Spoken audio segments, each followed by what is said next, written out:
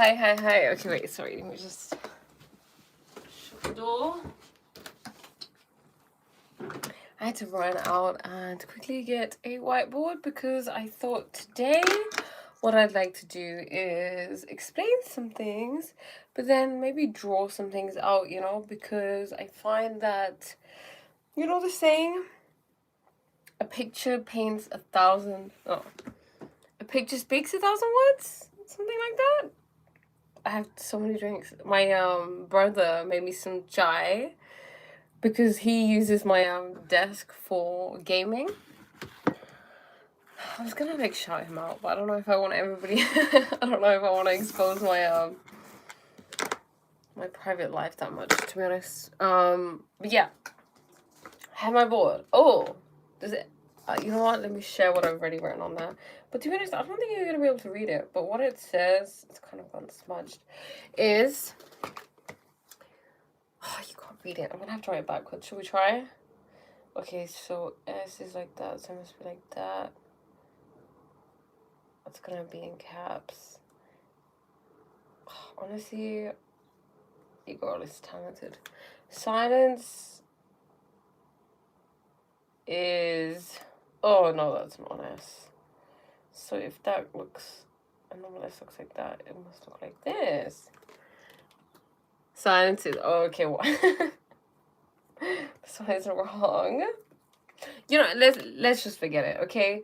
Silence is the bridge that connects us with ourselves. This is something that I had written. Obviously, you can't see it. I mean, unless you can read backwards. It does look a bit funny, doesn't it?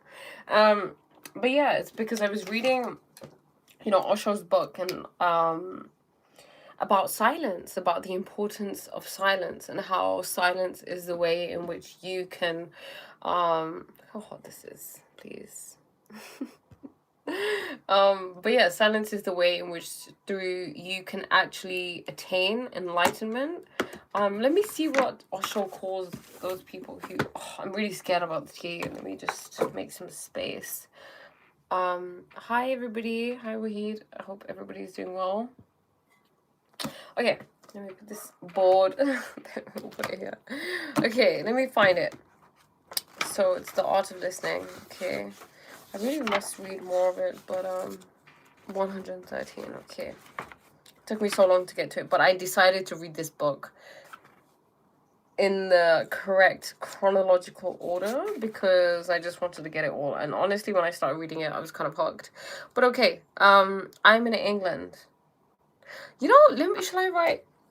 Maybe I'll write on this whiteboard and just leave it here. Just write England, Priya.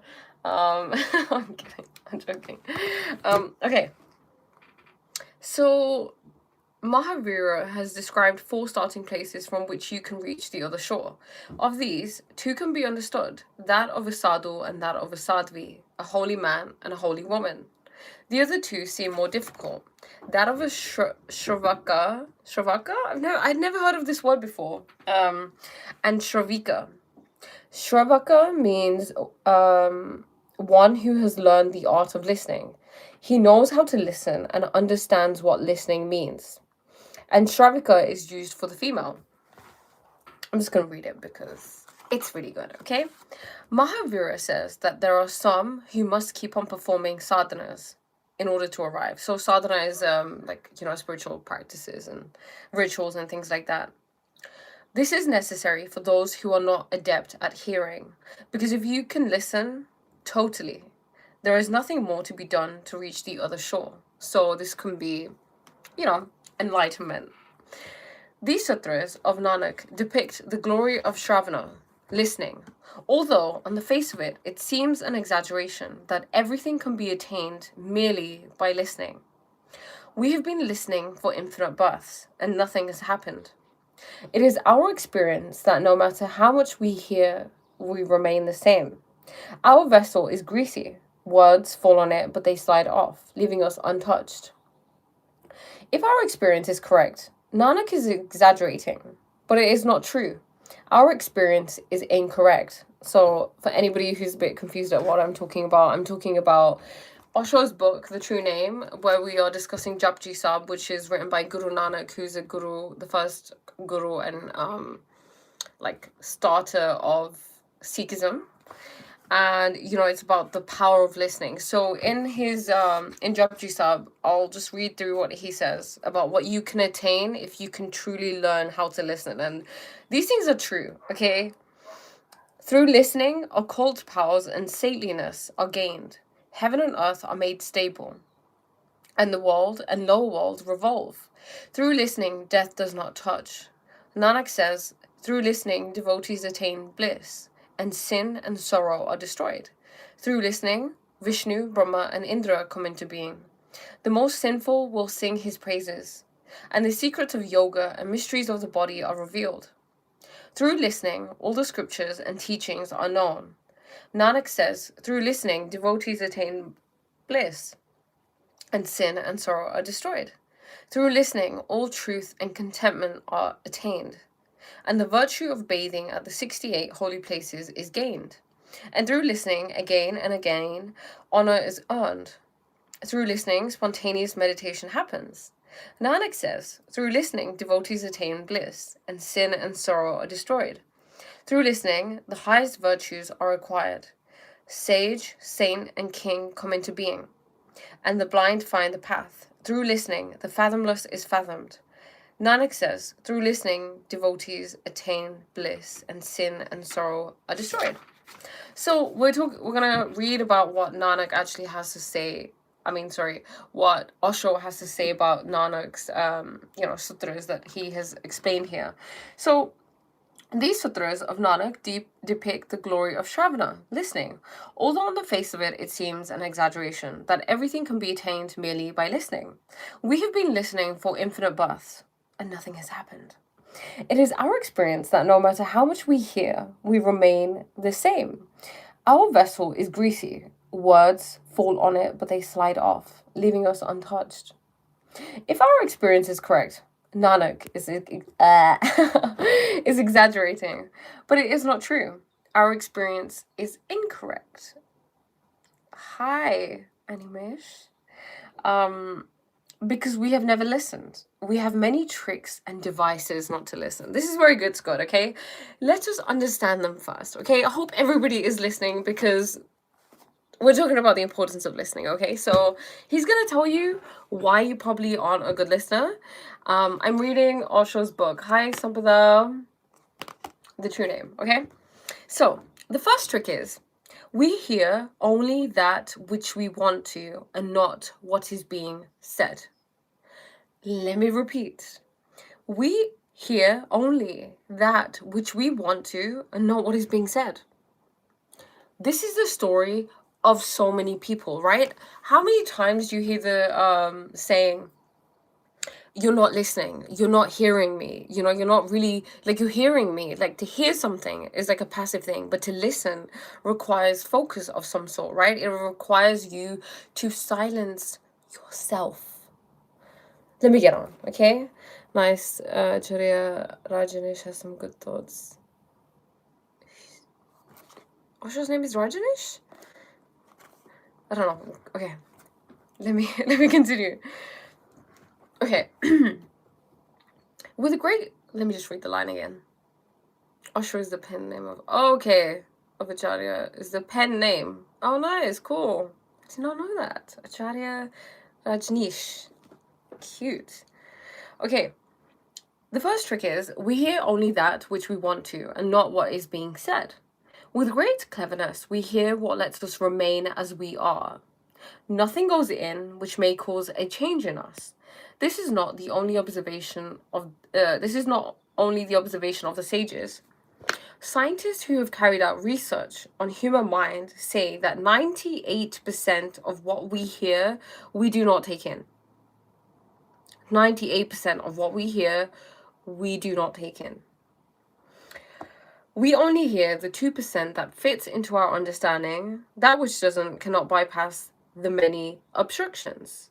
So, when we're having conversations with people, when you're talking, you're not actually learning much, It's when you listen that you learn. But if you only listen to what you want to hear, then how are you learning? How are you expanding your mind? What is the point of being in a conversation if you're not gaining some sort of new insight into something? Otherwise, you're just repeating things you already know. You know? Anything that synchronizes with your understanding cannot change you. Anything that synchronizes with your understanding cannot change you. So if you hear something that you already agree with, it's not going to transform you. There is no change that you are going to experience. You know, you're not going to grow or expand in any way because you're hearing things you already know. It is almost like someone teaching you the alphabet again when you already know the alphabet. You learned it a long time ago. The time doesn't really matter or how long you learned it, you know, but it's about the fact that you are being taught or listening to something that you already know. What's the point of you learning the alphabet again? Do you not want to progress, further yourself, expand? It can only help to reinforce that understanding. Rather than transform you, it gives yet more stones and cement to strengthen your foundations. Now, you know, yesterday I spoke about you cannot teach an old dog new tricks, right? And this doesn't just apply to dogs, it applies to elderly people, you know. Usually there's a common understanding that I mean, it's not obviously just isolated to older people. It can be anybody who is stubborn and doesn't want to open their mind, people who have a very limited mindset. With elderly people, they have lived their whole life, okay? They have had experiences, they've lived their life with what they deem to be the truth in a certain way. And then when we go to them, anybody goes to them, you know, and then they try to suggest another way of living, they don't always take too kindly to that, right? Some of them can be very close-minded. You know why? It's because they have cemented what they already know. It has become part of their identity and their ego, okay? So if someone has believed something their whole entire life for 80, 90 years, okay? And then someone comes along, it could be someone who's young. I mean, I think it's even worse when that person is young. But anybody, okay? Anybody goes to them and says, oh, you know, you've been doing that this way, but this is actually how you make tea. You don't make tea like that. Maybe you should try it this way. You know, maybe it'll be better for you if you make it this way. It's much tastier. It's quicker. It's more fulfilling. You know, and then they would probably just shut you down and just say, no, my way is it's my way or the highway. I have been making this for 80 years now. How could you do this to me? How could you say this to me?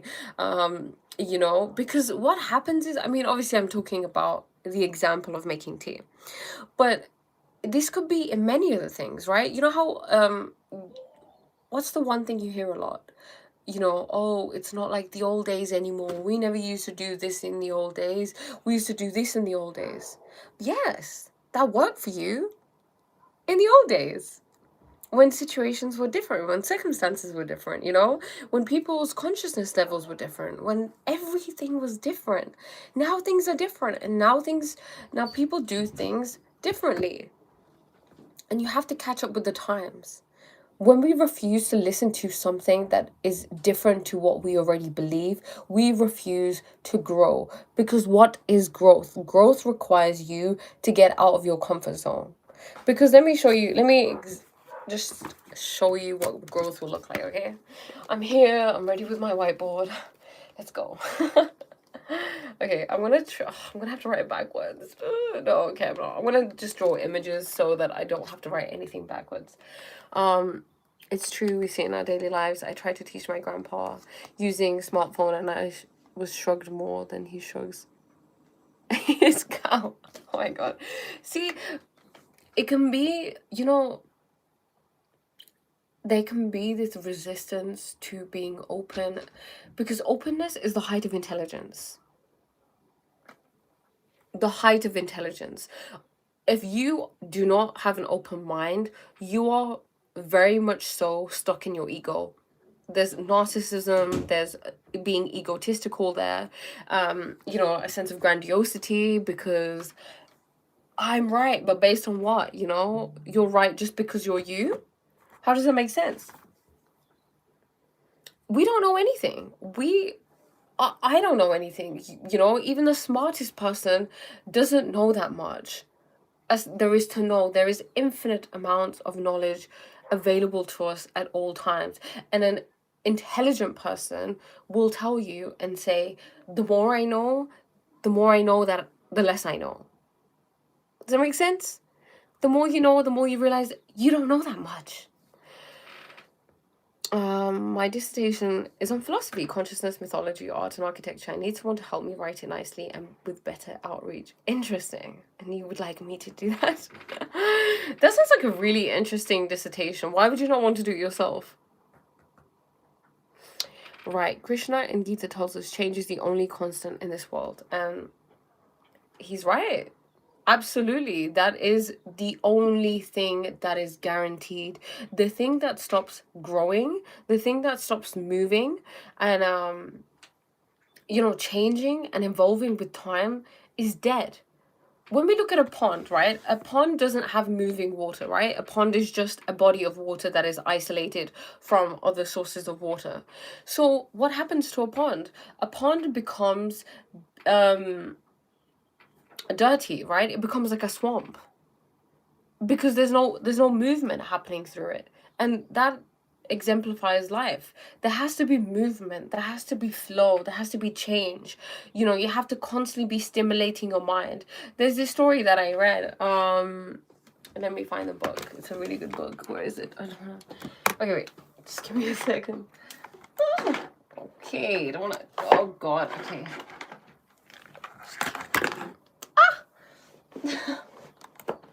Oh no. Okay. We're good. Nothing is. Try to leave it off. Okay. Okay, this is a really good book. I really like this book. Are you also being coached? Am I also being coached? From where? What do you mean? In life? I don't have a coach. I'm open to having one. I think I'd have more of a guru than a coach, maybe. Which is funny because I'm a coach. But yeah. And balance, where'd you get the accent from? I don't know. I'm not sure. It's an amalgamation of different accents. I'm doing it myself, but I need someone to listen and help me make it more elegant. Interesting. Okay. Send it through. I'll try to take a look at it. Okay. There's a story that's a really good story, and I love stories. Found it. Okay. What is continuous education? You hear me ask. I hear you ask. John, a woodcutter, worked for a company for 5 years, but never got a raise.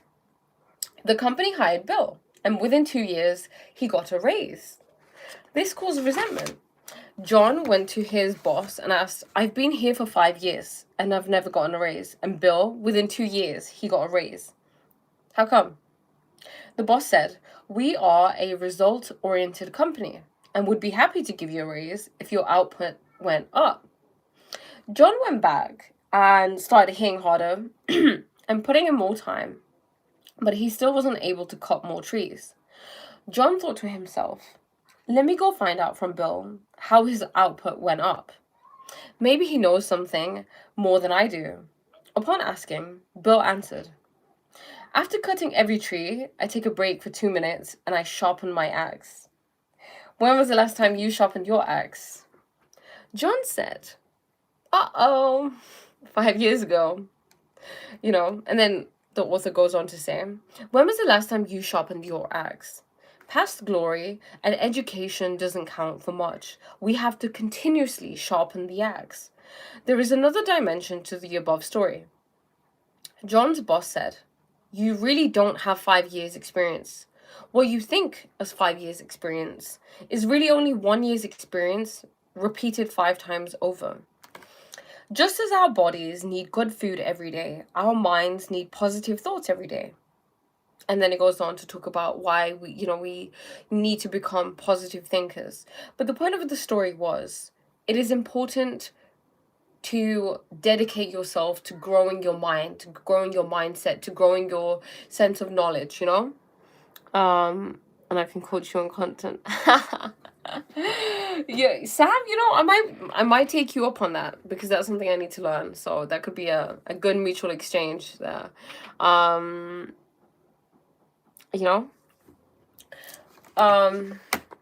yeah, So we can only learn something if we're willing to be empty to some extent, you know. If, for example, Sam is telling me that he can coach me on my content, right? And then I can coach him on life. So if I went to him, he came to me and he said, okay, Pray, look, you've been doing this with your content, this is what you can do to improve your content. And I say, Sam, no, I think you're wrong. I think that the way I've been doing things is correct. No, you're really offending my ego, you're insulting my intelligence, how dare you come with these ideas even though I asked you to come and teach me. How am I going to learn anything? How can I improve my content or change or create any change in my life if I go with that attitude, if I refuse to even listen to him? You have to be willing to allow yourself to be influenced, using your discernment, of course, by what people tell you, by what you learn from life, right? Exactly. You need different perspectives. And yes, the more brains, the better. I think it is school that teaches you to compete with each other, right? School doesn't teach collaboration.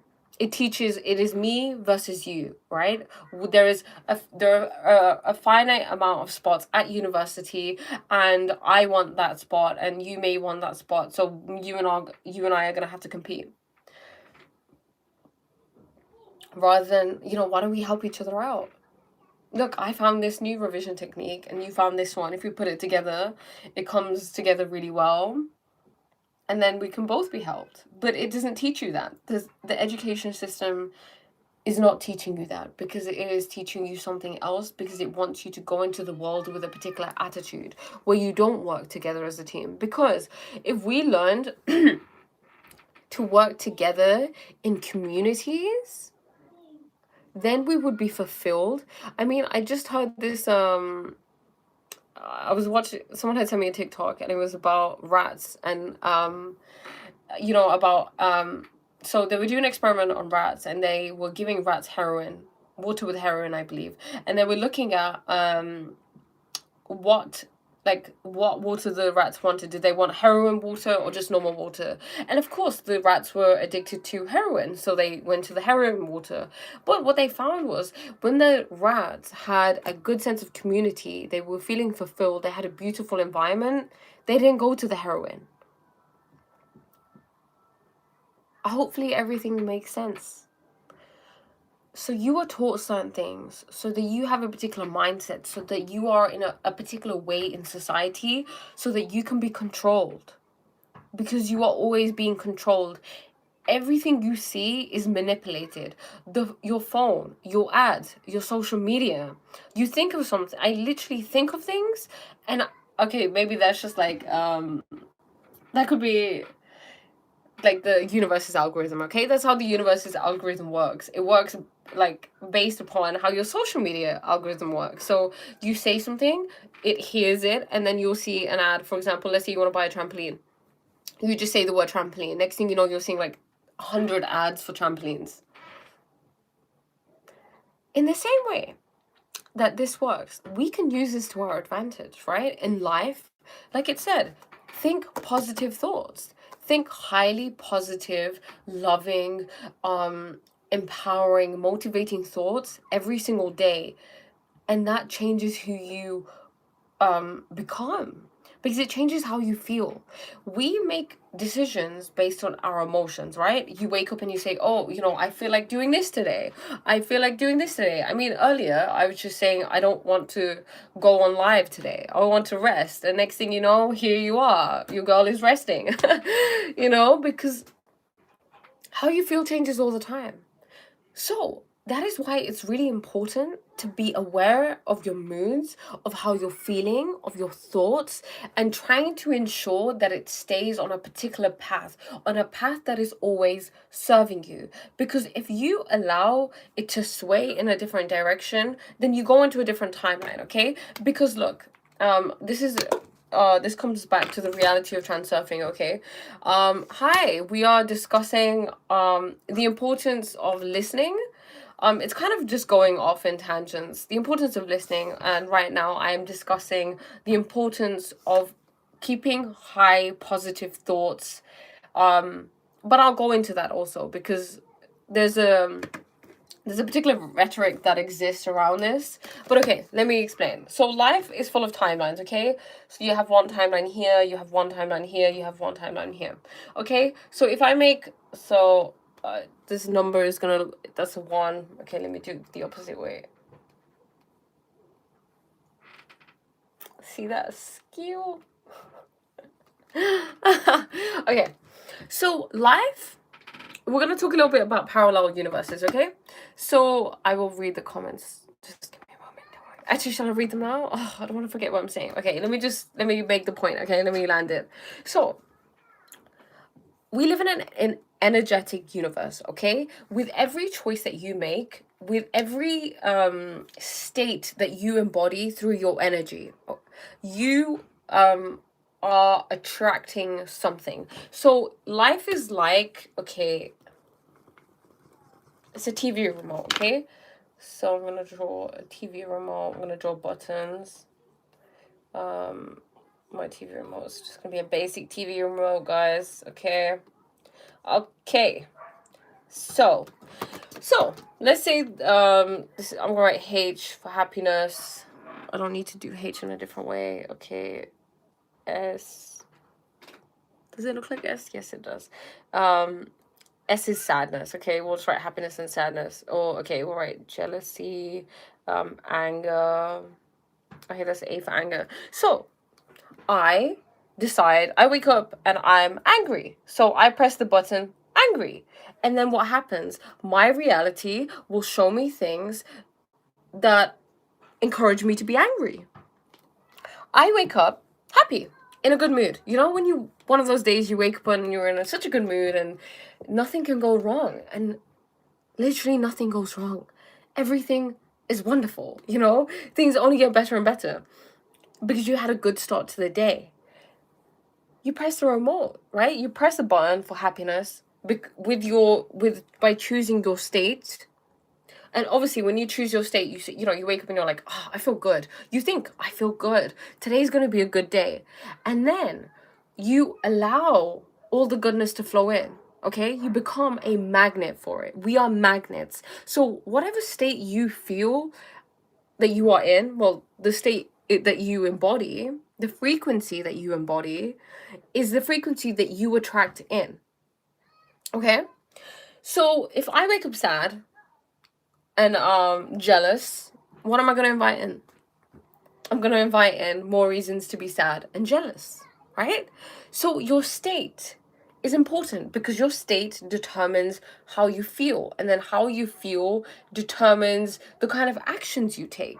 If I'm feeling angry, I'll probably walk down the street and not smile at people. And when someone feels angry, it's palpable. Did you know that, let's say I am walking through a city center, okay? I'm walking down the street or something. If I'm angry, I am radiating that angry vibration outwards. So people are more likely to pick fights with me than if I wasn't radiating that anger. This is why angry people get into more fights. And people who are calm don't, because everything is energy. Lest we forget that this you here, this physicality, this is not real. This is secondary. So obviously we'll talk about timelines, but what is absolute? So energy, okay? I'm going to draw like this. Energy is absolute, not like physical things. Mom, I'm busy now. Sorry. You know, this is like a physical thing. I don't know what it is. It's a TV, okay? Let's just say it's a TV. Yeah, or like a human being or something, you know? We are energy before we are physical, okay? Back and change how our energy is, then we can manipulate our whole world, our whole reality. So, right, and everything is energy, right? So think of think of life like a TV, okay? I've drawn a TV. We have a remote control. With this remote control, if I press H for happiness with my frequency, because I wake up happy, I go into timeline number 1, okay? My timeline looks great. I'm all smiles. Maybe I get some money. I don't know. What else makes me happy? Chocolate brownies. Okay, I don't know how to write chocolate brownies. Okay, chocolate brownies. This is a chocolate brownie. Whatever it is, you know, it could be anything. It doesn't just have to, I'm just trying to explain the happiness thing, okay? That's timeline 1, right? So what happens is we are constantly changing timelines, okay? This aligns with the idea of parallel universes. So let me explain that first. Think of a TV, of a television, or think of radio. Television and radio have different channels, right? So if you're in England, you can probably understand. So you have BBC One, BBC Two, ITV Player, Channel 4, and Channel 5. If I'm watching BBC One, does that mean that BBC Two, ITV, Channel 4, and Channel 5 don't exist? Are they not running simultaneously? They are, right? They're running simultaneously, because I can just take my TV remote and just click 2, and then it goes to 2, and what do you know? There are programs playing there, right? I click 3 and ITV comes up, and there are some shows on there, okay? Channel 4, I can watch, I can watch Come Dine With Me or something, you know? So all realities are running simultaneously as different timelines, okay? So this one can be like a sad one. You wake up and you're sad, and then as time goes by, let's say that time is passing by, you're more sad. You're more sad. Oh my god, you're crying now. You know? Does that make sense? So the timeline you pick has things that align with that frequency. So you can change your life. It is, if you change from one timeline to another timeline, I think someone mentioned something like quantum leaping. Did they say that? Someone, energy manipulation, quantum immortality. I mean, I've never heard quantum immortality as in energy never dies. Is that what you're talking about? And yeah, energy manipulation. But what it would be, essentially, it would be quantum leaping. This is what quantum leaping is a little bit, you know? You just decide to embody a different timeline because you embody a particular frequency. So, if you want something, first of all, stop wanting it. Stop desiring it. When you are in a state of desiring something, you are giving off a frequency saying, I don't have it, okay? The universe doesn't listen to what you want, okay? You can pray and pray and pray all day, like, please, God, please, I really want to, you know, I really want a dog, I really want a puppy, please, can you just give me one? He needs to be a sausage dog, he needs to be brown, he needs to be really cute, he needs to be like 2 weeks old, please, please, please, please, please, I'll do anything, please. You best believe that person probably won't get that dog. Because when you have something, you wouldn't be pleading, right? It wouldn't be a prayer of supplication that goes out. It would be a gratitude. So if you want anything in life, embody that energy. You have power over your state. The reason you have anything in your life is because energetically you brought it in. Let me just give you time to really let that sink in whilst I drink some cha that my brother kindly made me. Oh my god, it's my light. God. Oh god. Ooh, I can't look at this. Okay. And you're actually meant to slurp your tea. It's not rude. Especially, for example, Indian chai. Because they tend to have things like ginger and cardamom? I don't know. Yeah, cardamom, lychee, and stuff like that, and they're really good for you. And then when you slurp it, it does something in your stomach where it activates those spices and stuff. So it's a really good thing. So slurp away. It's actually really yummy. He even got me rusks. How sweet of him. Let me see what you guys are saying. How to change completely. I mean, I want to be top again in my life. I feel somewhere I lost something. Okay, interesting. What are your habits like? You know, you are what you do. And once I sat down and I wrote, okay, Priya, what does your daily life look like? What do you do? At this point, I'll tell you what I used to do. I used to be watching a lot of TV, about 4 to 5 hours of TV. I used to smoke weed every single day. Yeah, I used to wake up early, I think, sometimes. Eating food. A lot of time went on eating food. What else? Those were like the main things, you know? And then I realized, whoa, why does my life look like this? Well, here you go, Priya, because you spend most of your time watching TV, smoking weed, not doing anything.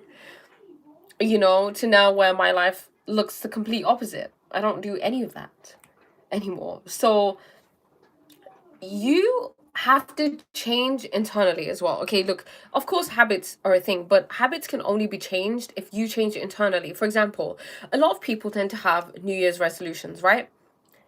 It's the new year, which isn't actually the new year. The new year starts in April, on April the 1st. It's a little tangent off course. But yeah, April the 1st, that is why they call it April Fool's Day, because the people, I believe, that don't know that it's New Year's are fools. Or did they say the people that know are fools? I don't know, but I think if you don't know that that's the start of the new year, then it makes you a fool a little bit, because the new year cannot start bang in the dead of winter, okay? Just like a day doesn't start, the morning does not start after 12 midnight. It starts when the sun rises. But these things have been altered so that you do not have a connection to nature, because when you are out of connection with nature, you are out of touch with yourself. The more out of touch you are with yourself, the easier it is to manipulate you. But yeah, so change your energy, okay? You have to make a change within. You have to stop identifying as the person who has lost something. Wake up and be like, okay, who's this person that I want to be? So one thing I love to do is, I really wish that it was like, okay, I'll just write backwards. You know, maybe God just wants me to learn. Okay, I'm not gonna write the whole thing. Identity 1.0. I'm writing backwards, guys. God wants me to learn this new skill, and I'm all for it. Okay, 2. Okay, so 2 would go. Okay.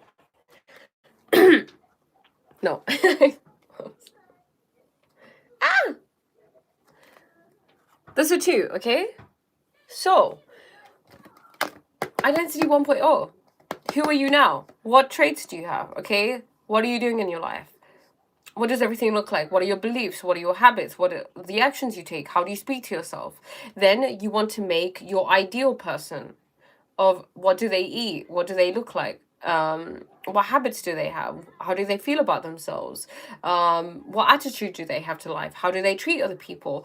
You can go on ChatGPT and ask ChatGPT to help you with this, to come up with prompts that can help you. Also, I actually created a course, a guide, a cause and effect guide, where you look at why your life is the way that it is, okay? Because life works with cause and effect. So cause and effect is a law that says that to every effect there is a cause, okay? So nothing is random. How can anything be random if there's always a cause to something? If I spill tea on me, I get wet. And then I have the effect of, oh my God, why did I just drench myself in tea? Do you not like me? Why would you do this to me? You know, I could be a victim and say that. Or I could say, oh, how did this happen? I spilled tea on me and now my trousers are wet. You see, there's a cause to everything. So in this journal, I break everything down. So let me know if you want access to that. You know, I'm gonna make it available for free. Why not? I'm gonna under this live, I'm gonna post the ad for it. Okay, I'm gonna write that down. So I mean, not the ad for it, the link for it. So if you want it, you can just get it and just use it, because why not? It's going to help you, because the point of it is if any of you are unhappy with the way your life looks and you're confused as to why it looks that way, it's going to help you break down why it looks that way.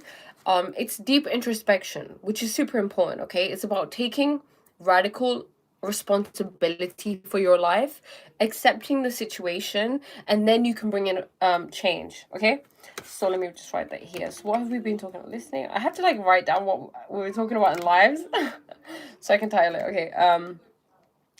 Cause and effect.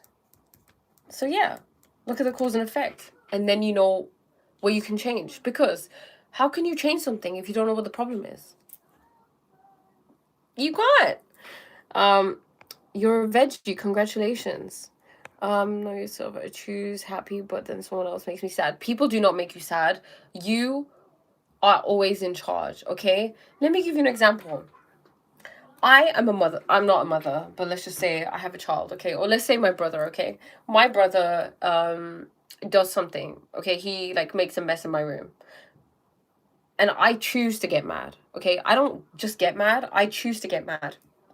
Because then someone calls me, let's say my other sister calls me, I am talking to her in a perfectly loving, calm tone. But if I'm so mad, how can I do that? I'm like, Jason, how could you do that? Ah! And then I'm like, oh, hi, Ria. Yeah, what's up? Oh, you're coming home now? Okay, cool. Can you just pick up some, I don't know, watermelon from the shop, please? You know? And then I'll put the phone down and I'm like, Jason, how dare you do that? Is that not a choice? It's a choice. You choose to be mad. You choose to be sad because you are in charge. You allow yourself to feel that way.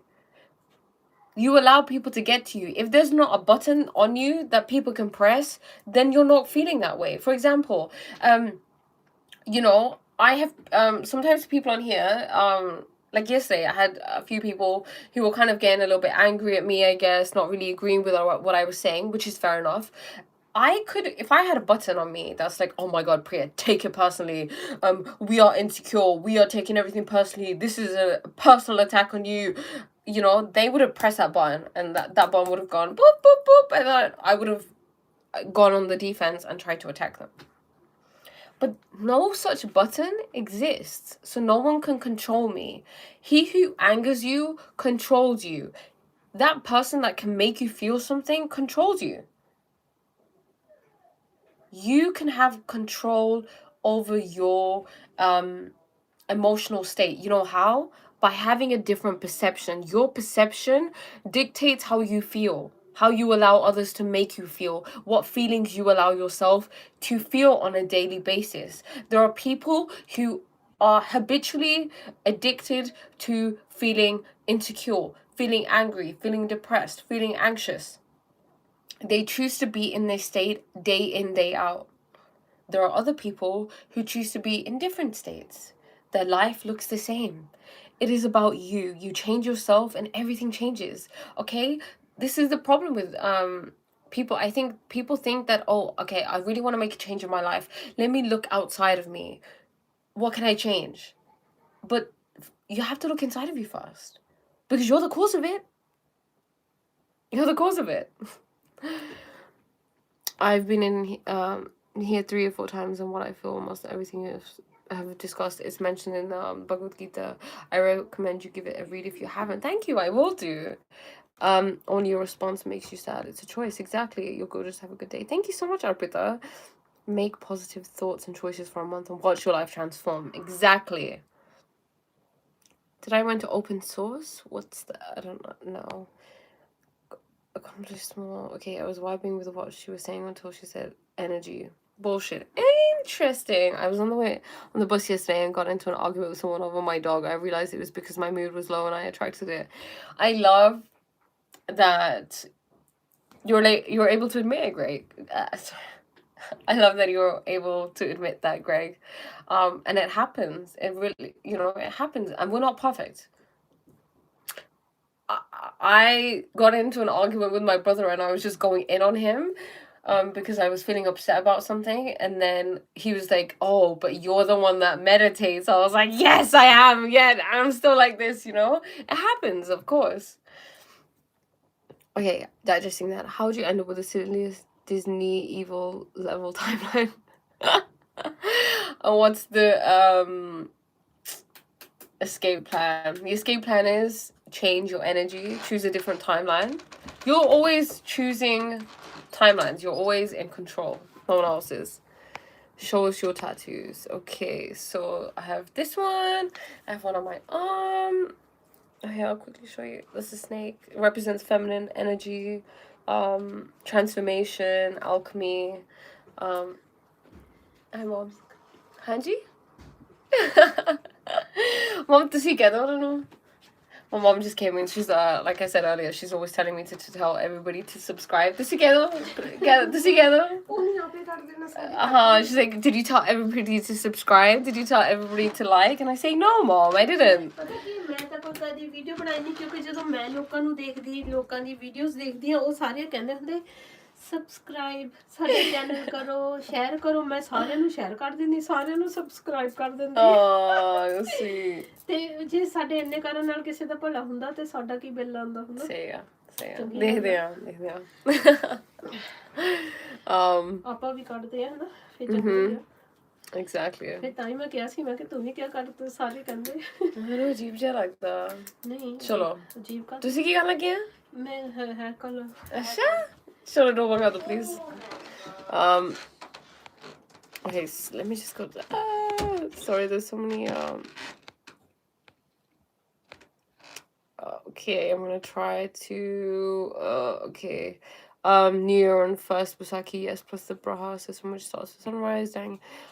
Start inside, then work to your immediate surround, then outward to your job, then to the world. You're beautiful inside and out, dear. You have a great day and keep up out the helping. That's so sweet. Thank you. तू फिर तो आगे, तुसी फिर तो आगे.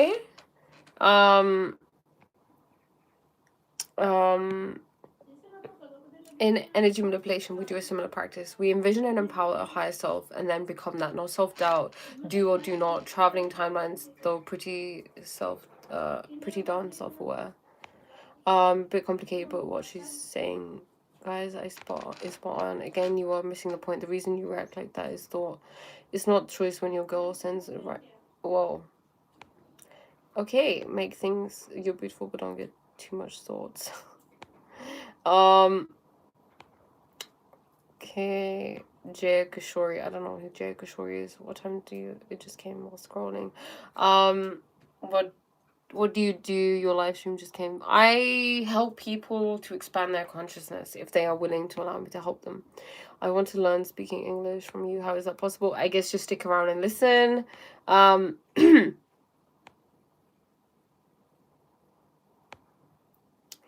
Okay. Okay, control situation and don't let the situation control you. In life, it's not about what happens, it's about how you react to what happens. Hanji mein Punjabi hai. That is it. You know, and then how empowering is that? How empowering is that compared to things just happened to me. I just happened to be the victim of my situation in life. I grew up, my parents were like this, my living situation was like this, my partners were like this, my siblings are like this, etc., etc. You know, then what you do is you say, okay, you're telling life, I'm a victim and I love it. I love being a victim. So please, can you give me more of what I love to be, which is a victim? So now what happens? You continue to be victimized. You don't have to be a victim in life because that is not very empowering state to be in. In life, it's not about the experience, but your reaction of that experience. Exactly. Yes, it is daytime. It's 4:24 here. But you know, let me continue reading. After I have some chow. Should I have a rusk? Okay, everybody just bear with me. Discuss amongst yourselves.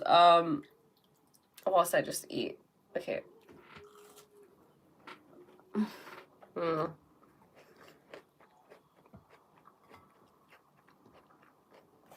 Rusks are so messy.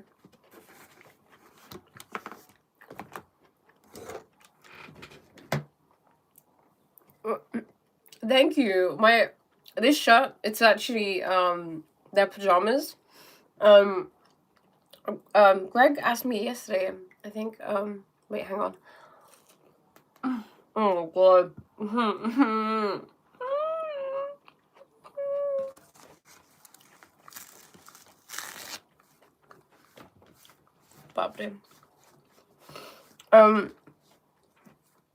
My siblings and I did a Secret Santa thing. It's a rusk. It's an almond rusk. It's an Indian thing. So you dip it in your tea. It's a bit like a biscuit, but better than a biscuit, I guess. I think so anyway. You don't have to compare. Is that a super-sized fish finger you're talking? No, it's a rusk. It's a rusk. Look, it's like a biscuit almost kind of vibe, and then you dunk it. It's the best thing, Greg. You're going to have to find one. I'm sorry. I asked Jason to make tea, my brother, and he made it, and then I don't want to waste it, you know. I value it, so you have to have the rusks when the tea is still warm, because then it kind of melts. It's like a biscuit.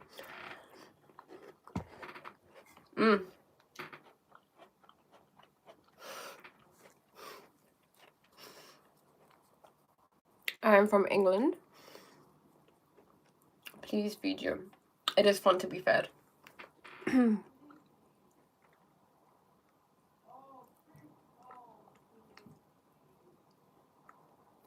Okay, broken stick. So, does your practice include energy manipulation as in constructs?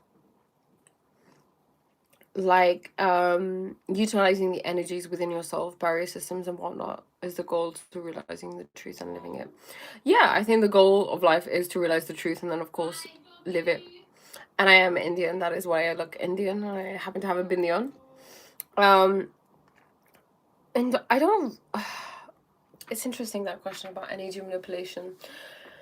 It's not something that really happens consciously. I mean, I do it in forms of, for example, when I meditate sometimes, right? I realize meditation isn't it. I used to think that it would be just you sit down and then you're quiet and you listen, and of course that's a great aspect of it, but there are many things you can do. For example, I would do guided meditations where you can do one that connects you with your womb, which was an excellent one that I did. So if any ladies here want that, let me know. I can give you a link to that.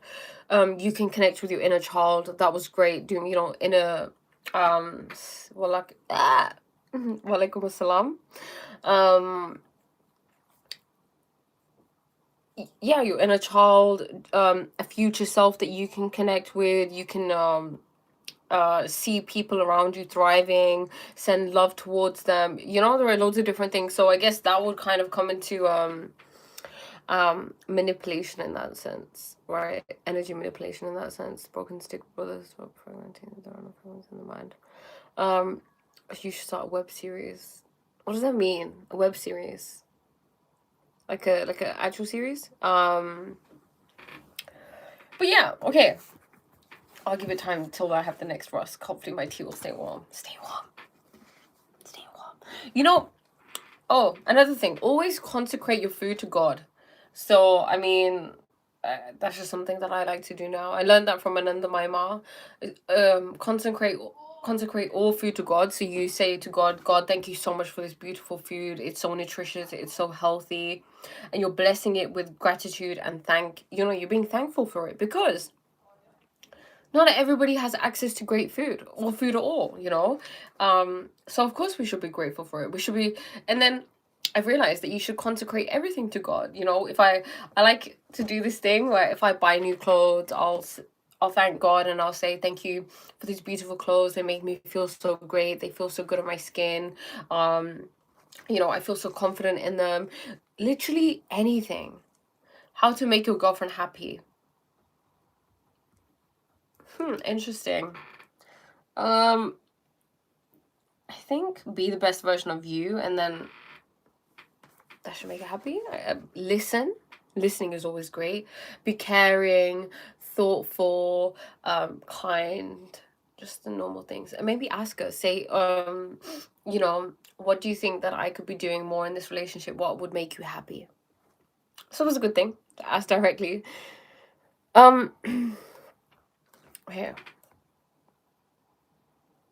If every thought has energy, then can I able to do something which is not possible? I try to manifest. Can we need to fear of every thought comes out of our mind? No. And I love that question. Thank you so much for asking.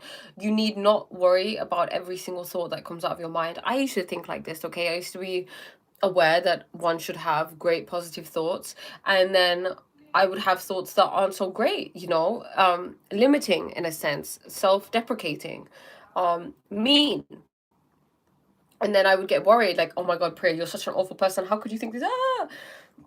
You know, and then you try to fight the thought. That's the problem. The thoughts are not the problem. The thought can be anything, but it's how you respond or react to the thought. Are you holding on to it? Are you attaching loads of emotions to it? If you're trying to fight the thought, you must think it's true to some extent, right? Like, we only try to fight that which we think is nearly true. So if you can put that into your mind, like, oh, okay, if it was true, then yeah, I get it. I would react loads, you know. But if it's not the truth, do I really care?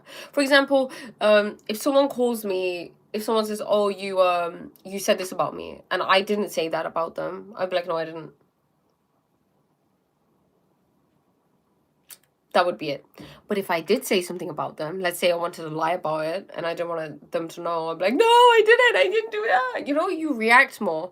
So it's not the thoughts themselves that are an issue. Let them be. They're like clouds. You just don't want to hold on to them. You don't want to grasp onto them, and you do not want to judge them. The person who can watch thoughts and watch life and observe life without analyzing it, without judging it, without labeling it, without categorizing it, has the highest intelligence, because that's what God is. God is just being. God is just beingness. God is not observing. God is observation. Does that make sense? I have sharp eyes. Thank you. God is the totality from 100. He's 100. So if you fragment him, the food on high shots straight from the sun. Darling, please. Okay. So let me continue reading about about listening. The Hindu hears only what strengthens his Hindu mind. The Muslim hears only what strengthens the Muslim mind. So, also the Sikh, the Christian, the Buddhist. If you listen only to strengthen your own preconceptions, to strengthen your own house, then you will miss hearing completely. For truth has no connection with Hindu or Muslim or Sikh. It has nothing to do with the conditioning of your mind. Only when you set aside your entire way of thinking will you be able to understand what Nanak means. However, this is a very difficult thing to do because our concepts are invisible. They are microscopic, or as transparent as a wall of glass. They cannot be seen. Unless you knock against them, you are not conscious of their existence. You think that there is a wide open space ahead, and the sun, the moon, and the stars. You are not aware of the transparent wall in between. Hearing a speaker, you will tell yourself that he is correct when what he says is consistent with your thoughts. To other things, you say that it is not so because it disagrees with your thoughts. So, you are not truly listening, but only lend your ear to what agrees with you and strengthens your opinions. The rest that you don't care about, you ignore and forget. Even if you do happen to hear something that is contrary to your understanding, you tear it to bits with your reasoning. Because one thing you are sure of, whatever matches your thoughts is correct. What doesn't is incorrect. It's false. How many times have we done that? We hear something, you know, oh, sure, it's so superficial though. Okay, interesting. You know, I always say in life, ignore the person and who it is, but what are they saying? Any person, the craziest of person, Donald Trump could come out with a sentence that has so much wisdom. And what are we to do? Are we to say that be negligent of that wisdom just because it came from him?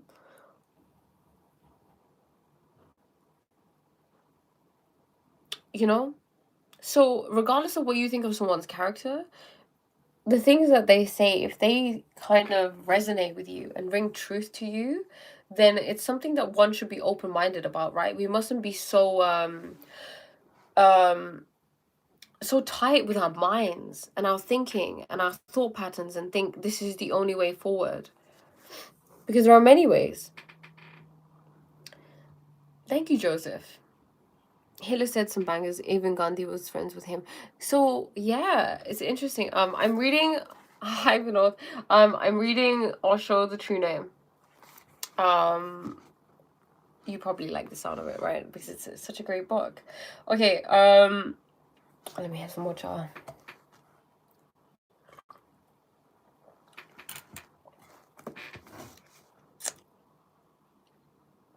If you have attained truth, there is no further need to listen. But how have you not attained truth? So it is incumbent on you to listen. How can you still be searching for truth if you have the idea that you have already attained it?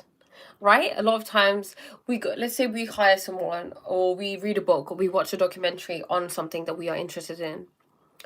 And then, we want to find truth, but in our minds, we've already made up what the truth is. That it's this way, this is how it's meant to be. I'm just gonna watch this documentary, just to learn a little bit more, but truly I don't want to learn anything. I just want everything to kind of tell me that, yeah, you were right. Right? Because what's one thing that we love to say to people? I told you so. It feels good to say it, right? Like, I told you so. I was right. I was right. Osho is mind wash. Okay, interesting. Truth is a pathless land. Interesting. Can you go more into that? What does that mean? What does that mean? The pathless land. So is truth something that we shouldn't go towards or seek? And my name is Priya, and I'm living in England. And I'm Indian, just in case you get confused. Okay. How can you still be searching for the truth if you have the idea that you have already attained it? Instead, you have to stand before truth, absolutely bare, empty, void, naked. If your scriptures, your beliefs, your doctrine stand in the way, you will never be able to listen. Whatever falls on your ears will be nothing but the echo of your own concepts. And you will hear only your own thoughts throbbing within you. Then Nanak's words will seem a preposterous exaggeration. Another way to escape listening is to fall asleep when something significant is being said. This is a trick the mind uses to save itself. It is a very deep process by which, when something is about to touch you, you fall asleep. I was a guest at the house of a very learned Pundit. He was well versed in the Shastras, and there was no one equal to him in reading the Ramayana. Thousands of people came to hear him. We were staying in the same room, and as we put off the lights to prepare to sleep, I heard his wife come in. She spoke in a low tone, but I could still hear her. Hear her. Please say something to Munna. He won't go to sleep. How will my talking help? Asked the Pundit. I have seen a number of people falling asleep when you speak at your meetings. So how could a small child resist your words? Come, say a few words to him, she answered. People go to religious services only to fall asleep. Even those who suffer insomnia sleep well in religious meetings. What happened? It's a trick of your mind. Sleep is like the soldier's armor. It protects you against all you don't want to know. So you look as if you are listening, but you are not awake. And without being awake, how can you hear? Now, this is, oh my God, so relevant because I've noticed it myself, The more I kind of learn about being aware, the more I notice the lack of awareness I have. For example, my mom will be speaking, and sometimes I'm just too tired, or she's just speaking a lot, like for a long amount of time. And I know I am, so this probably happens to you whilst you're listening to me. But I kind of just tune out. I genuinely fall asleep. Like it's obviously I don't look like I'm falling asleep, but I just tune out because it's just too much information. And I remember today when I was meditating, I remember thinking, I had this thought. I was like, oh my God, Priya, it takes effort to be focused and to listen. And then I realized, okay, this is just a thought. It's not the truth. It doesn't take effort. And there is a part of me that is always listening. Effortlessly. I'm not having to make an effort to listen. There's a part of you that's always listening, always watching, always observing. So you kind of just have to constantly find the part of you that is doing the listening, right? Like you could be, let's say you are looking out in your visual field, right? and you can see you have like a soft gaze at everything. What I want you to do is to look at the person looking. So now that you're looking at me, you're seeing me, but who is seeing me? What in you is seeing me? I'll be back. I just need to go to the bathroom. I'll be back.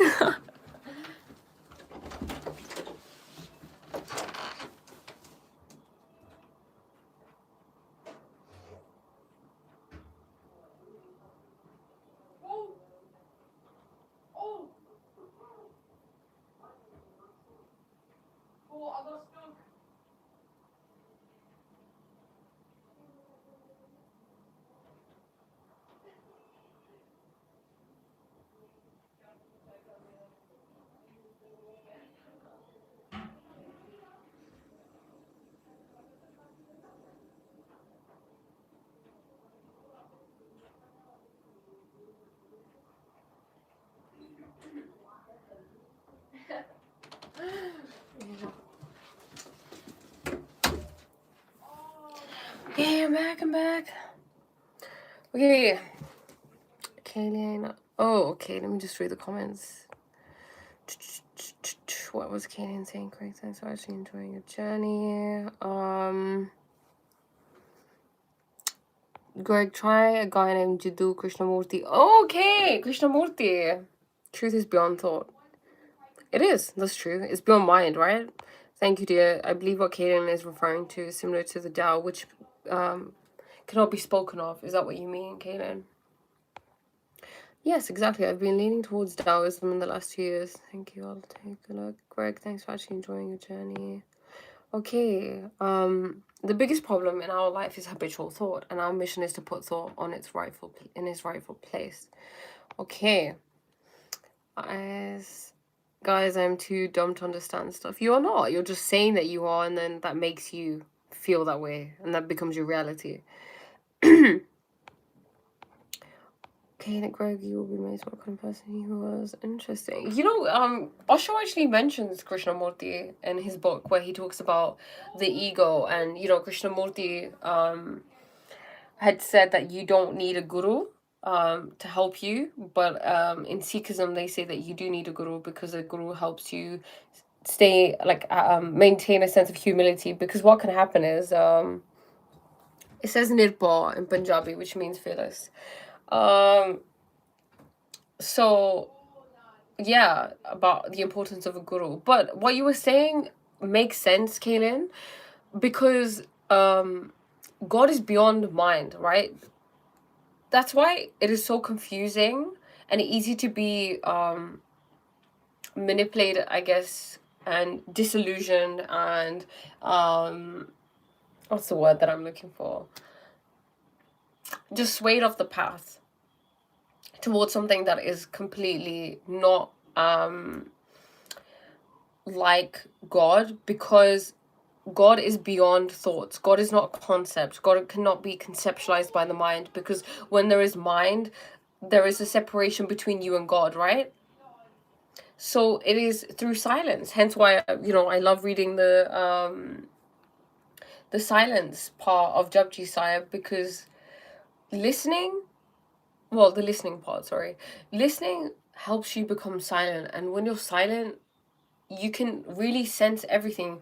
You know, I find that the more I choose to be silent and focus on that sometimes in my meditations, the more I realize what it is. And I can try to kind of conceptualize it into words, but it would be something like there is no boundary left between you and life. Because, let me show you, okay? Which is something just cool that I learned. Okay, I'm not gonna try to draw someone, but is this me? Okay, we'll just say it's me. Okay, there's me. Okay, so obviously that's me. There's like consciousness in me, right? I'm alive. I'm conscious. The zigzag is consciousness. Okay, but what a lot of times we think is that consciousness is in us only, in the body, right? That this is the focus of it all. This is the center of it all. So this means that you think that you are how do I word this? Let me think.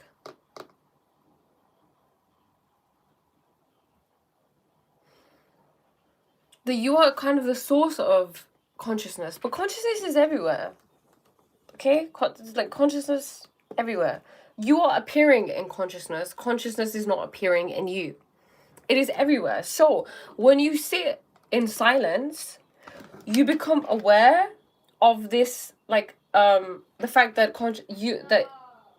you're not in consciousness. Consciousness is everywhere. Wait, what?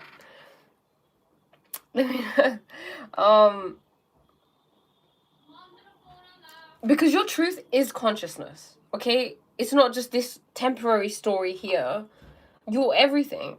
So when you become silent, you disappear. Prayer's gone. Now only consciousness is left, right? And this is God. This is what God looks like. Obviously don't take that absolutely literally, but this is what I'm trying to say. Does anyone, like, let me know if you don't get that. Okay, time to eat my Exactly, Kaylin. That's true. The thing that divides you is thought, right? That's why silence and listening is so important, because when you can be focused, you watch your thoughts. The moment you watch your thoughts tend to disappear quicker. And then you get to a point where the inner dialogue disappears, right? The more you practice, it disappears and you have silence, and then you have oneness with God. I love Taoism. It's time to eat the other rusk. Tea always tastes really weird once you do dip it in, but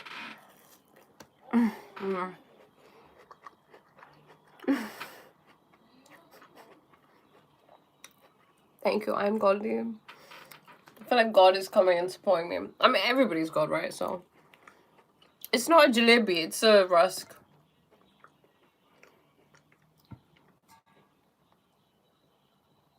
Okay. It's not audible. Okay, Stephen, what kind of book will help you? What kind of book do you want? Like, what's the aim? I'm more than happy to suggest books. I just love books. Okay.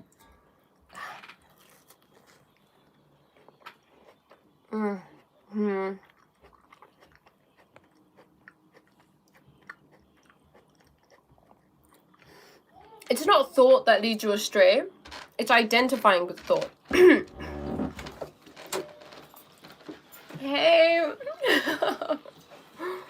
You want some tea? My sister's back. Give me rusks. Yeah? Oh my god, I need to say hello. Hello. This is my twin sister, guys. You want to sit? Yeah, sit. Oh, I've been dreaming about the rusks for so long. Sorry, it's good to take a rusk break for sure. You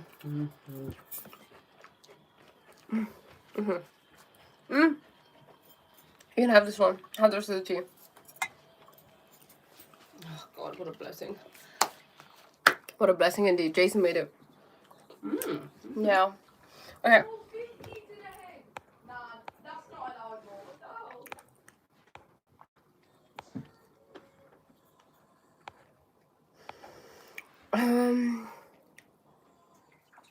Who were you expecting, Samurai? Questions, are ghosts and evil spirits real? Oh, are ghosts and evil spirits real? I guess they are real if you believe that they are, right?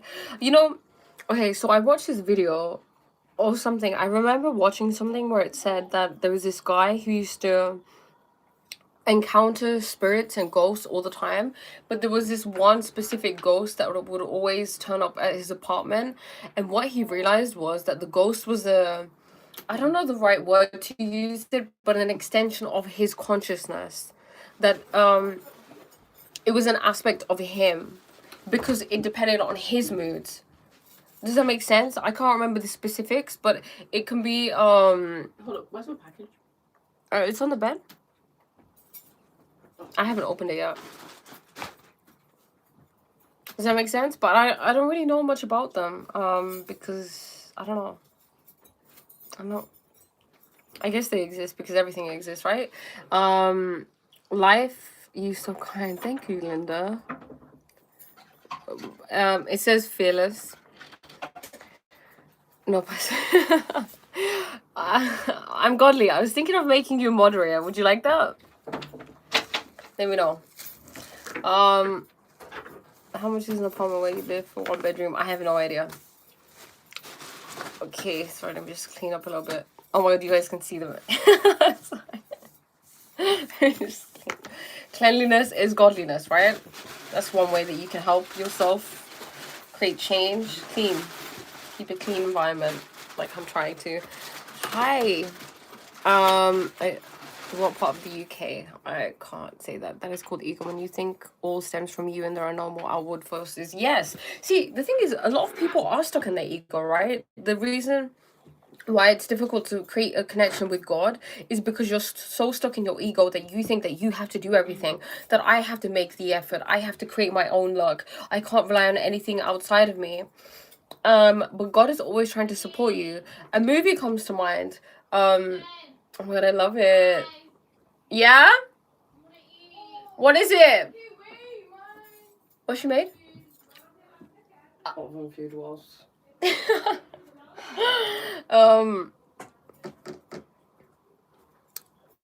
Do you believe you're fearless? Do I believe I'm fearless? You know, you can have fear, but act anyway. Right? I'm not trying to eradicate fear. Fear is something that helped human beings, right? If there's a tiger, of course I'm gonna feel scared so that I can, to some extent, right? Naturally a little bit. But I think it's something that I aspire to be, and it gives me, like, it reminds me to be in that way. And tattoos are very spiritual. You are literally having something ingrained onto your body, which has an impact on your energy field, right? So the things that you get tattooed on you have a huge effect on you. Do I believe in the afterlife? Yes, I do. I do. And there's a really good book that you can read that really changed my life, especially when I started learning more about spirituality, which is Many Lives, Many Masters by Dr. Brian Weiss. Okay, Many Lives, Many Masters by Dr. Brian Weiss. And he was a I am not a Christian. He was a doctor who's a top psychiatrist in America, and very left-brained, very into science, etc. So he didn't really believe in the occult, in mysticism or anything like that. And then there was this lady that came to him, Catherine, and she had loads of phobias, right? And then her phobias didn't make sense. Like, why are you so scared of drowning when you have never drowned before? Why are you so scared of flying a plane when you've never flown a plane before in this lifetime? They just didn't make sense. So what happened was, he happened to accidentally get her to a state where she was in a past life, like it happened to be past life regression. I don't think I'm explaining it right. Sorry, let me just yeah, I don't think I'm explaining it properly. But I would definitely recommend reading the book if you am I in a tent? No, I'm not in a tent. Which God do you believe in? The only God that exists, right? There is only one God, guys. God is all there is. I think we just really get, like, you know how they say options are good? Well, options, there's something called option like paralysis or something. I don't think that's an actual term, but it's something that happens when you have we have so many options, right? So many, like, come you'll find God here, come you'll find God here, come you'll find God here, and it can be really confusing. So it's really funny when people are like, which God though, which God? But there's only one. Just God. He has just been given loads of different names, because there are different ways to which people can get to God. But look, God isn't outside of you, God is within you. Okay? You don't need to go anywhere. You don't need to go anywhere to find God. If you can just have a closer relationship with yourself, and not the ego self. Not, for example, if someone was saying to me, oh, pray, get to know yourself, that's how you'll find God. I could take that as in, like, oh, pray, okay, find out what your personality is, find out what you like, find out what your pastor is like. I'm not talking about that. I'm talking about, who are you beyond this temporary story? Because the truth is that which is permanent, okay? And I am not permanent. I'm going to die eventually. So Priya will be dead, but who am I? Because energy cannot be created or destroyed. It can only be transformed from one form to another. So I won't be dead. My body will die. My soul can never die, right? So where will my soul go? My soul and that part of me, that consciousness within me, the part that is always listening and watching, that is the truth of who I am. So where will where, like, if I can get to know that, then you can find God, because that is God. Everyone will die one day. That is true. So sure of yourself, but you really don't know. You really don't know, do you?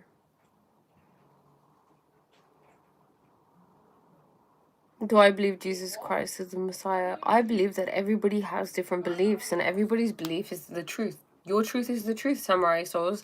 If Jesus Christ is the Messiah for you, then there's no doubt about it. That's your truth. And see, we were just talking about listening, right? If I was to say, no, Samurai, I don't, that is not a belief that I have, no. I don't actually understand what that means. What does that mean, the Messiah?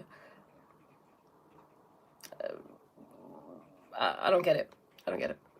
If you try to say what is wrong with she, you have a, what? Blessed answers and God is, are you 101? If God is 100 from 100, are you 101? No. Is that true? I don't know. What are you talking about? Then you are your own creative. You can create your own truth. That is ego. It's not about creating your own truth. It's about understanding the truth. I'm nothing.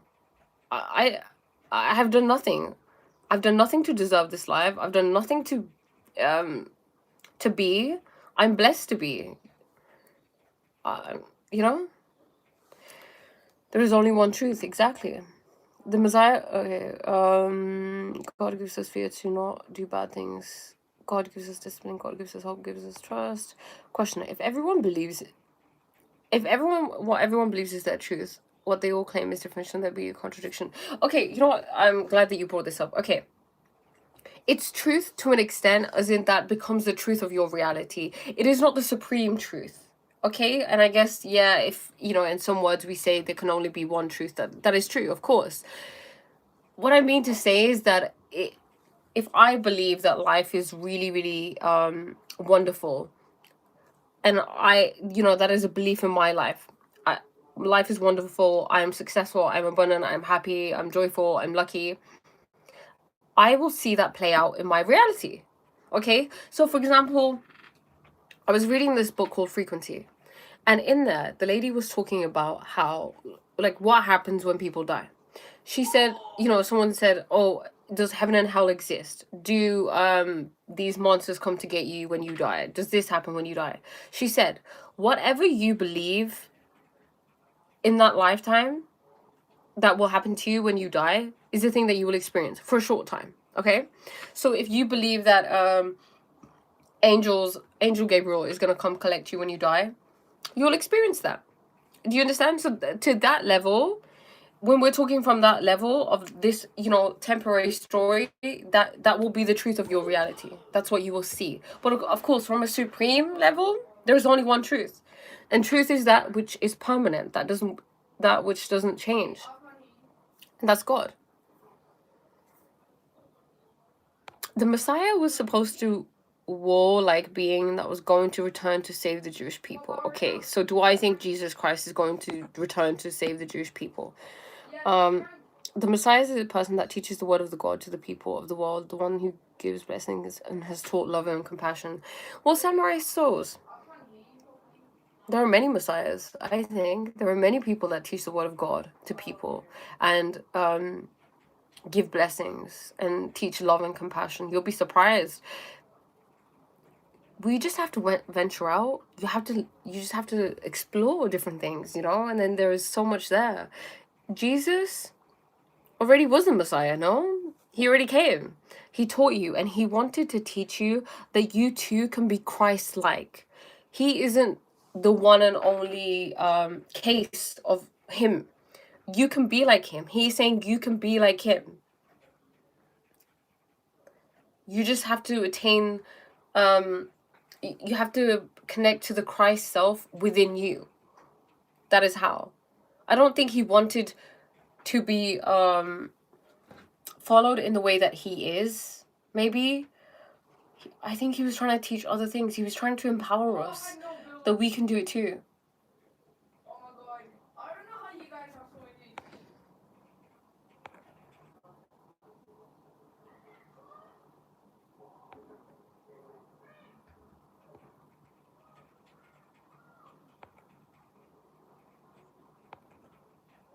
Witchcraft is real, if it's real. They are. They are. Let me talk about witchcraft. Okay, witchcraft. Interesting subject. So witchcraft is... Okay, so in life, everything...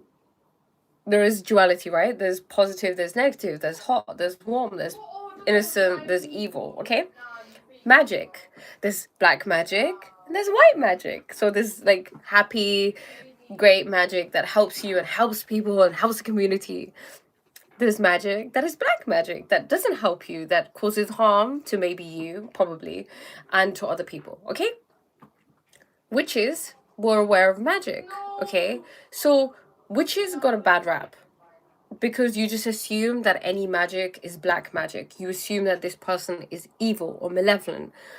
What happened during the witch trials? It was an excuse to eradicate and suppress women who were connected to nature, because what you'll find in witchcraft a lot is working with herbs, working with nature, working with you know, the moon and cycles of life, things like that. And then the men at that time got really scared. They were like, oh my god, these women, they live alone in the woods, they're not scared, they don't need us, we can't control them. You know, we need to make a plan, we need to get rid of them. Because this doesn't go with our plan. I think maybe it was because of Christianity at the time. We want people to go to church. So what do you do? In church, you teach people, oh, okay, you know, witchcraft is bad. Spirituality is bad. All of these things are bad. These women, they are evil. They need to be killed. So that led to the eradication, the annihilation of millions of women and men who used to support them. That is why a lot of women, they have a witch's wound, you know, where they feel scared to share. For example, with myself, there were fears of being seen, of sharing. And a lot of women, I mean, even men have that, right? But it's where you have the history of your ancestors. Like, I have the history of all, like, in my DNA, of what all the women before me felt. Right? So to some extent that will also affect me. But yeah, witchcraft is completely misunderstood. Then this notion of it being evil and harmful is further cemented by Hollywood. Do I believe in godly myths? Like which one? What if I'm more interested in legacy and not so much in afterlife? Well, if you're interested in legacy, what kind of legacy and for what? A legacy, well, a legacy usually says, okay, I want to be remembered. But why do you care? And for what? For what? You know, but I think all of these things just come down to the ego. They're temporary. Who you are, your truth is far bigger than this legacy, this tiny legacy that you'll have in this world. But then that's not to undermine that if you want to do great in this world, you know, but that shouldn't be the means, like the goal of it. Just be a great individual, like give to the world as much as you can, and then you don't have to worry about your legacy. That's it. Aim to be the best version of yourself. Spiritual realm is not something you perceive with your senses. Exactly. It's something that you feel with your subtle energy, right? With it's very subtle. That's why a lot of people can't connect to it as well. Or, for example, everybody's naturally psychic, but how well you can connect to your psychic abilities depends on how much you've numbed your ability to sense the subtle truths in life. Before there was slavery, hate, death, the great, etc. Like there are many myths in India related to God, and people believe them. You know, I believe the myths are there to serve as stories, and we're not, maybe, I don't know, I haven't really gone into them much, but they teach you a lesson, right? What can you take from them? How can you use the thing that you learn to benefit you in life? I think that's the only thing that really matters, maybe. Jesus Christ is the Messiah. Okay. I encourage you to read the Bible. If you read it with an open heart, as you read your books from the Gurus, you will find more truth than you have ever found. Why do we have to compare? I don't get it. There are infinite ways to his abode. Why do we have to impose our way on anyone else? I read this book and it helps me, right? I don't tell people like, you must read it, it's going to be more truthful than your book. I'm sure your book has loads of truth, because at the core of these books there is so much truth. And the more that we create like, oh, you know, mine is better than yours. I remember once I was in primary school, right, and there was this girl called Stacy, and bearing in mind I'm not Muslim, I never was a Muslim. She goes to me, oh, you know, your God is Allah and my God is Jesus, and oh God or something. What did she say, Ria? Was it Jesus? She said that God is better than Allah. She said God is better than Allah. My God's better than your God. Yeah, my God is better than your God. My God is going to be your God. I was like, what? I'm so glad that even at that age I was like, what? This is really confusing. I don't know. This is a thing. It doesn't have to be like that, okay? Next question. There is only one supreme truth, right? Does that exist as one religion within this world, or does it not exist from a religion in this world? What is the supreme truth? Okay, so what Osho says in his book is that religion... Okay. Oh, I think, you know what? What is the definition of religion? Actually, I'll get onto it, okay? We're gonna get into the... We're gonna find it.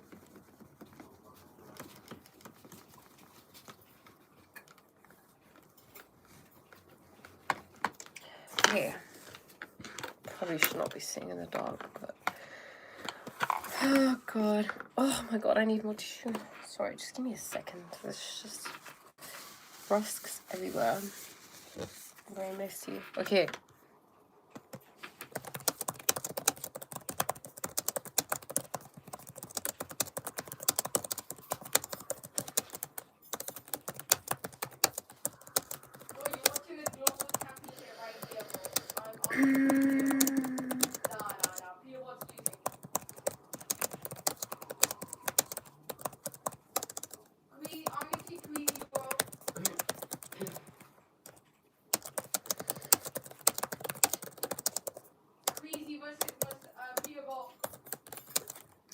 Please explain to me. Okay. The definition of the word religion. The word religion comes from the Latin religar, to bind back. Oh, I love it. Okay. At its roots, it means a system or a path that connects human beings back to the divine, source, or ultimate reality. In essence, religion is a direct experience of truth, of the sacred. Whoops. So, originally, religion was not about dogma, temples, or rituals. It was about the union with the divine principle, okay? So I said, obviously, you know, Osho said that different sects, okay? So this is the supreme truth, okay? This is the truth. This is the divine. Is that, okay, this, yeah, okay. The truth, okay?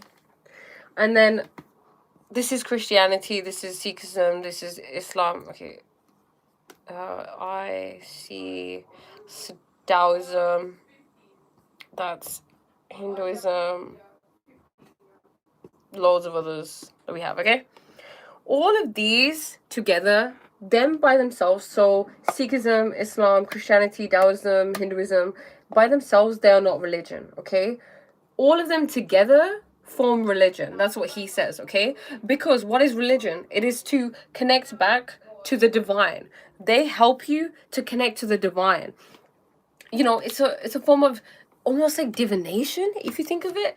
You know, there are many ways that you can do this, right? How can you connect with God? Some people pray, some people meditate, some people listen, some people dance, some people sing, some people get in the flow state, some people work out. Who am I to say, oh my God, you know, you sing to get to God, but I dance, and singing is not better than dancing. You're wrong, I'm right. My God is right, you're wrong. You know, like, okay. Oh, often Osho said there is only one religion, and that is the religion of consciousness, awareness, love. All sects are fragments, not complete in themselves. Okay, so Christianity is not complete by itself. Islam, not complete by itself. Sikhism, not complete by itself. The great mystics of the world, Buddha, Krishna, Christ, Lao Tzu, Muhammad, each touched the same ocean of truth through their own experience. When their teachings crystallized into organized sects, Christianity, Islam, Hinduism, Buddhism, etc., they became partial expressions of that truth. Each sect expresses a facet of the diamond, but none by itself is the whole diamond. When Osho says the 9 religions are not religions themselves, he means they are paths, not destinations, right? They are branches, they are not the whole tree. True religion is the core essence of all mystic experience. It is awareness, it is love, it is union, it is truth. Why sects are not religion in themselves? Sects get entangled in rituals, in dogma, in identity, in division. People start saying, my religion is true, yours is false, which contradicts the essence of religion. Real religion is experiential, not belief-based. You experience God and truth. You don't just believe in a doctrine. Stop getting stuck in outer shells, i.e. sects. Go to the center, the living experience of awareness, meditation, love, God, truth. Then you realize that all these sects were just different doors to the same temple. So religion is the universal experience of the divine. The different sects, Christianity, Islam, Hinduism, they are different expressions of that experience. Sects are not complete religions. They are only fragments. The one religion is the religion of truth, of consciousness, of love. Okay? That was great. I love that.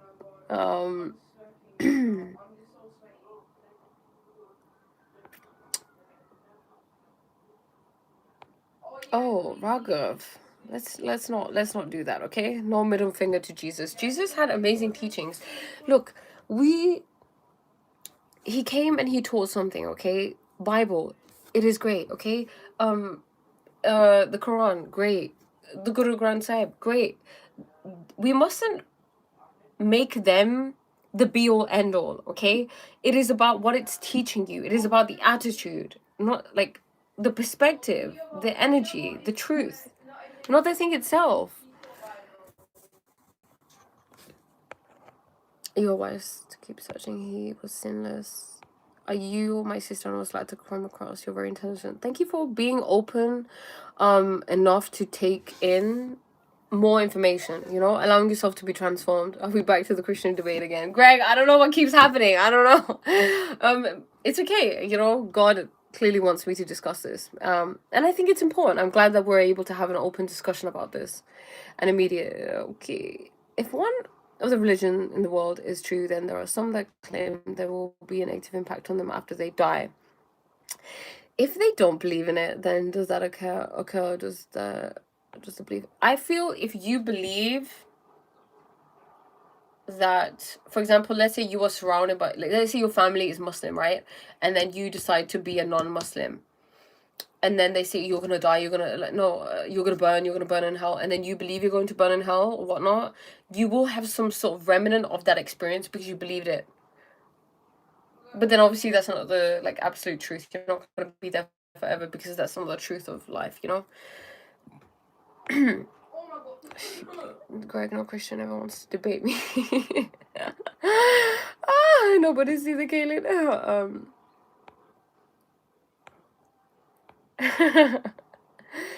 Okay, then oh my god.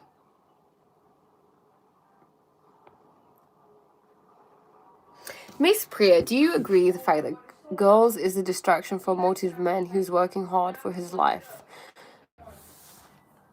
No. Okay, I mean, it's one of those things, right?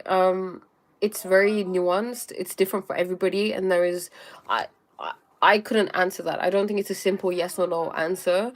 It can be for some people, and it cannot be for some people. Okay, because for example, in the book Think and Grow Rich, right? He says that most men don't achieve success until the age of 40 because they are lost in sexual promiscuity when they're younger, right? Not even just sexual promiscuity, but they are not using their sexual energy in the way that they should. They're losing it. And your sexual energy as a man is your life force energy, right? It's even for women, it's your life force energy. And when you ejaculate, you lose that energy. So if you have lots of life force energy, you can put that into your work, right? You can build and create movement towards your goal. So that's great. But on the other hand, a lot of men, when they have a woman that supports them, that is, you know, of great motivation, and a believer in them, that completely transforms their life. You know, what do they say? Behind every successful man is like a woman or something like that. Because women just have this ability. They have different we have different strengths, right? We're more in our feminine energy as women, so they have access to things like intuition and the ability to bring things into existence, right? Whereas men are there to make things happen. So together you're a power couple, but it's only if, I guess, it's the relationship is like that, where you allow yourself to push each other. If that person who wants to build something has many women around him, then maybe he's a bit distracted. If you have one who's there for you, who backs you, then of course it's great. But it also depends on you. It depends on you. Have you read about Hinduism? First, learn about the facts about Hinduism. It talks about the universe's fact that, okay, Jesus went to Tibet to learn Buddhist teachings. Canaan, so guess you're on the board. Buddy. Best I could say this. Okay, guys. See, the thing is, we're just I hope everybody heard what I was saying. Is that really far down? Oh my god. Okay. Whoa. This. Okay. That's summary. You know. Okay. I'm not gonna.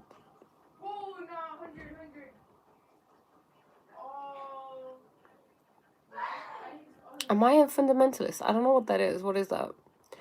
I think the chat has been slowed down because you read the comment written before. Damn it, sorry. I wasn't yeah, I'm sorry, I just read it. Then if I believe you said the crown ending, as long as it. Okay, I'll just stop reading the comments all the way from the back. What's worse, convincing yourself religion is real to make yourself feel better, or believing in fact using science to form any options? Oh dear. Okay, you know, Stephen, I just defined what religion is, and religion is about, let me do it again. It is about connecting humans back to the divine source or ultimate reality. So, this encompasses this encompasses science. This encompasses mysticism and occultism and different sects of religions, right? I just feel like we're losing it. Like, I don't know. Maybe it's not. Yeah, religion is different to everybody. But, you're a big fan, but you waste all of your time on my videos. Interesting. Nicely put. I'm kidding. I try not to be sarcastic. It's not it's the lowest form of wit, right? You believe in science. Okay. La la la la. You believe in science. Do you believe, are you familiar with quantum physics? The content, it's not assuming the content of thought is different for all, but the process is the same. Hinduism is hard to read, I feel. Vedic physics too hard.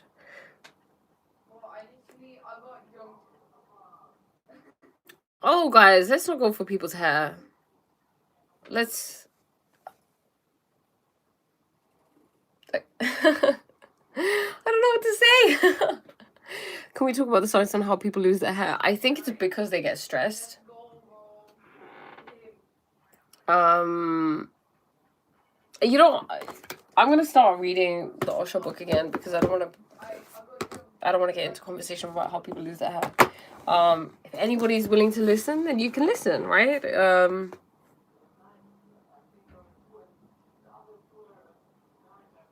Okay. While talking, you are awake. While listening, you are not. And this doesn't happen only at religious meeting. As soon as another person talks to you, you are no longer alert, but lost in an internal dialogue of your own. While he talks to you, you pretend to be listening, but really you're talking to yourself. Then to whom do you prefer to listen? Definitely to your own self, because the voice of the other person doesn't even reach you. Your own voice is enough to drown out all the other voices.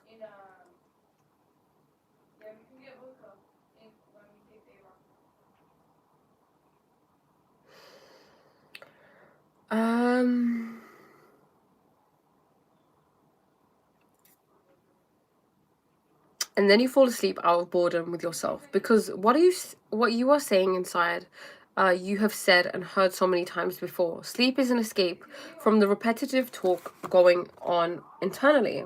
He alone is capable of listening who has broken this conversation within, and that is the art of Shravana.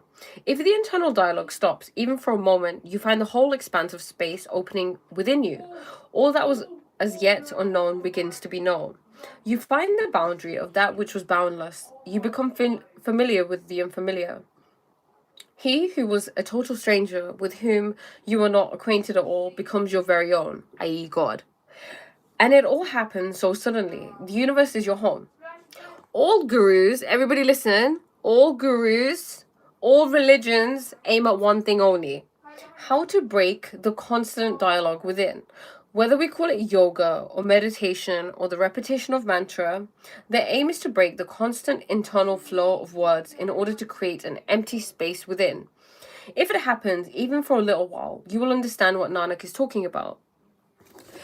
Through listening, occult powers and saintliness are gained, heaven and earth are made stable, and the world and lower worlds revolve. Through listening, death does not touch. Nanak says, through listening, devotees attain bliss, and sin and sorrow are destroyed. What's your opinion about Quran? I'm not sure because I've never read it. Treat people how you want to be treated. Treat people how you want to be treated, because the way that you treat them is how you treat yourself.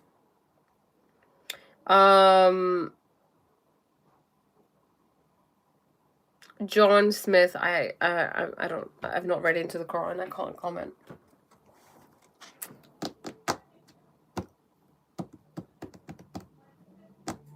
You follow the rock. Interesting. Okay, guys, should I call it a day? I think we'll let everybody kind of go and cool off. But as always, it's been a pleasure. Yeah, I'm gonna call it. Thank you so much. Everyone needs a break. Everybody go, take a deep breath. Know that you're loved. Masterclass is prayer. I know, Greg. I'm so sorry I haven't responded to you. I don't know what it's been. I've just been, I haven't gone around to it, but I will. I think, yeah, masterclass would definitely be, something that would be, what's up, because we do have a few things in common. Thank you, Caitlin. Yeah, I'm leaving. I'm godly. I will see you soon, I'm sure. But yeah, I will. Thank you once again, everybody. I love you. Bye-bye.